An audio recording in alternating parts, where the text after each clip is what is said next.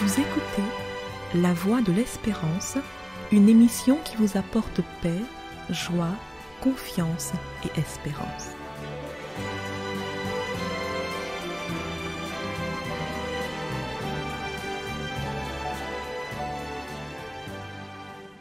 Bonjour la Guyane et bonjour à tous depuis la Guyane.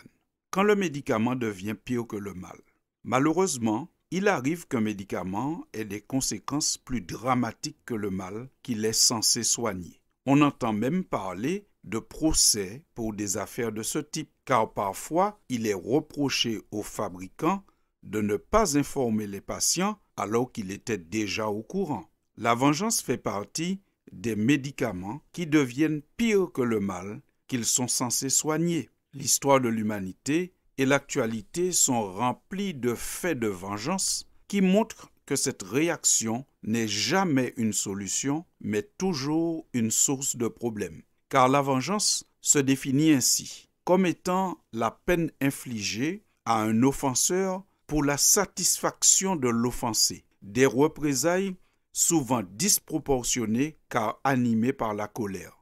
Ainsi comprise, la vengeance n'est jamais équitable. Souvent guidée par la colère, que nous savons mauvaise conseillère, la vengeance est souvent plus cruelle que l'offense. Celui qui se venge fait souvent pire que ce qu'il reproche à son ennemi. Parfois, le vengeur a même recours au suicide quand il se calme et prend conscience de l'ampleur de ses actes. La Bible, qui veut nous éviter tous ces désagréments et qui se donne pour objectif d'enseigner, de convaincre, de corriger et d'instruire dans la justice, rapporte un certain nombre d'histoires et de paroles qui invitent à renoncer à l'offense. Il y a parmi ces récits un épisode de la vie de David. Ce personnage biblique bien connu comme étant un homme de foi est l'auteur du psaume le plus connu, le psaume 23. « L'Éternel est mon berger. » Celui qui a dit à Dieu, « Tu me conduis, tu me défends, voilà ce qui me rassure », a été pris d'un vif désir de vengeance suite à une frustration, un mépris, un acte d'ingratitude qui mettait en danger sa vie et celle de ses compagnons.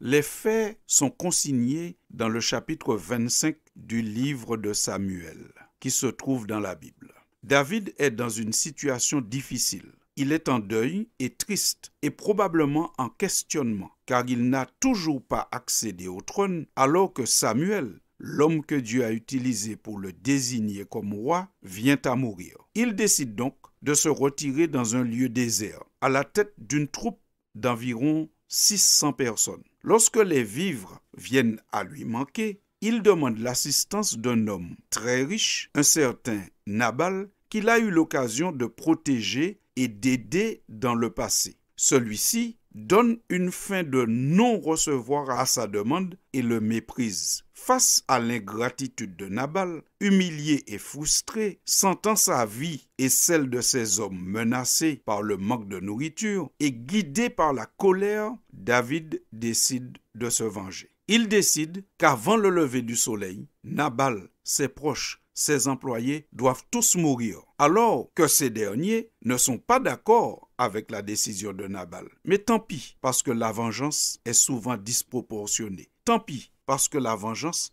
rend souvent aveugle. On se rappelle que nous avons déjà dit que la vengeance rend souvent celui qui se venge plus abominable que l'offenseur. Nabal lui a refusé de la nourriture, l'a méprisé et lui, en retour, il prévoit de faire un carnage. Heureusement, Dieu va utiliser la femme de Nabal, qui s'appelle Abigail, pour fournir des provisions à David et lui apporter une parole de sagesse. Voici cette parole de sagesse. Lorsque le Seigneur accomplira tous les bienfaits qu'il t'a promis et qu'il fera de toi le chef d'Israël, il ne faudrait pas que tu aies la conscience tourmentée par le remords d'avoir tué inutilement quelqu'un et de t'être fait justice toi-même. Et quand le Seigneur t'aura accordé le bonheur, souviens-toi de moi. Fin de citation. Retrouvez cette parole de sagesse dans 1 Samuel 25 au verset 30.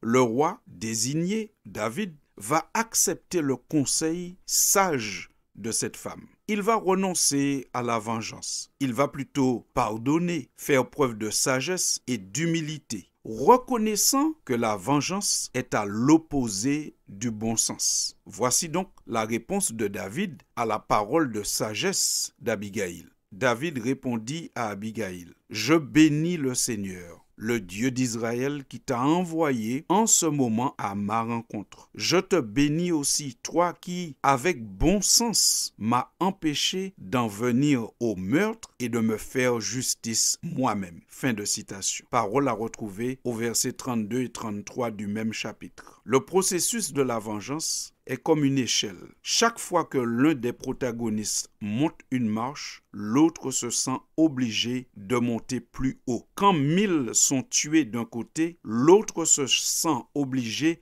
de répliquer en tuant plusieurs fois 1000. L'histoire de David, Nabal et Abigaël montre qu'il faudrait apprendre à renoncer à la vengeance. C'est peut-être pour cela que la Bible dit que David était un homme selon le cœur de Dieu. Il était un homme pouvant se mettre en colère, pouvant prendre de mauvaises décisions, mais il a eu cette sagesse d'entendre la parole de cette femme qui l'invitait à renoncer à la vengeance. Et il a pris la bonne décision. Il a renoncé à la vengeance. Et Dieu ne l'a pas abandonné. En effet, Nabal, homme habitué aux excès, est mort 10 jours après cette histoire d'une attaque. C'est lui seul qui était la source du problème et c'est lui seul qui est mort, alors que David voulait tuer toute sa famille. La vengeance est toujours un remède pire que le mal, qu'il est censé soigner. C'est pour cela que Dieu nous dit cette parole. Renoncez à toutes ces choses, à la colère, à l'animosité, à la méchanceté, à la calomnie, aux paroles déshonnêtes qui pourraient sortir de votre bouche.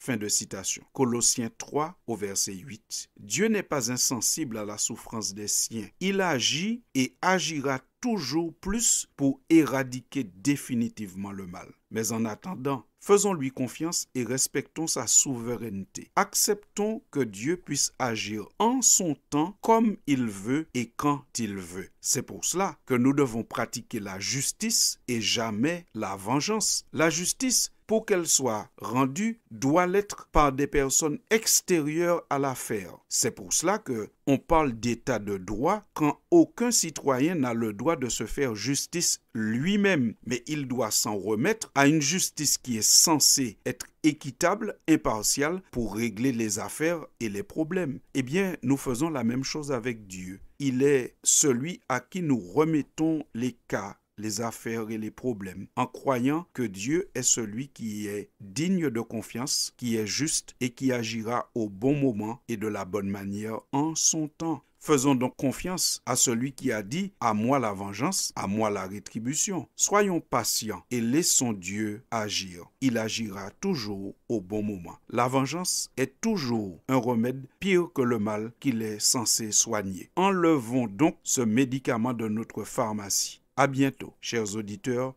Merci pour votre attention. C'était La Voix de l'Espérance, une émission préparée par l'Église adventiste du 7e jour. Si vous désirez avoir une copie de la causerie d'aujourd'hui, demandez-la. Elle vous sera donnée gracieusement. Écrivez à La Voix de l'Espérance, boîte postale 169 97 324, Cayenne, CEDEX. Ou téléphonez au 0594 25 64 26. Merci chers auditeurs et à bientôt.